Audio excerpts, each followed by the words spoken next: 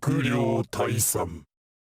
Welcome back to the channel, everyone. We have a little bit of a discussion happening on Twitter. For those of you who don't know, Invincible Versus just showed off a open beta. 10 characters, 6 stages. It's coming for Xbox and PlayStation, but not PC. PC players were very upset by this and they said no PC beta. This triggered a response from Invincible Versus where they say, to protect our players from data mining during this stage of development, our upcoming beta will be limited to console only. We appreciate our PC community patience and look forward to bringing Invincible to the PC players at launch April 30th. Some people countered this by saying April's 30th is not that far off. If something does get cracked, I mean, it's not going to cause too big of an impact, right? You know, you could make that argument, but it's really their game. They could decide how they want.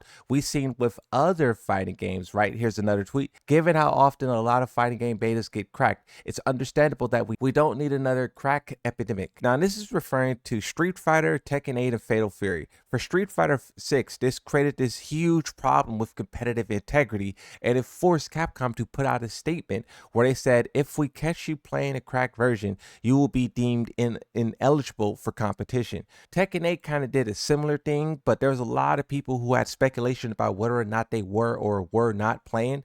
Some people were uploading Tekken 8 gameplay. Some people were getting caught on live stream with like the cracked version of the game on their desktop, and Bandai Namco never said nothing about it. So they put out this statement and they didn't enforce it, and that was making people, one, do it, and then two, people get mad at them for not enforcing it. So this was just a big problem that both of these games kind of dealt with, and then even Fatal Fury had a version of it as well. The reason why some of these games do give PC players the ability to play, I think Tekken said this specifically, is that they wanted to make sure crossplay worked. They wanted to make sure it worked on PC, and this was kind of like a sacrifice. You know, if you want the game to be working on launch, you got to give it to everyone. And Invincible Versus choosing not to give it to PC players, that could have this ramification of where the PC version doesn't work at launch. And if that does happen, we see in the era of 2026 gaming where if a game releases poorly, players will be very upset, try to get a refund,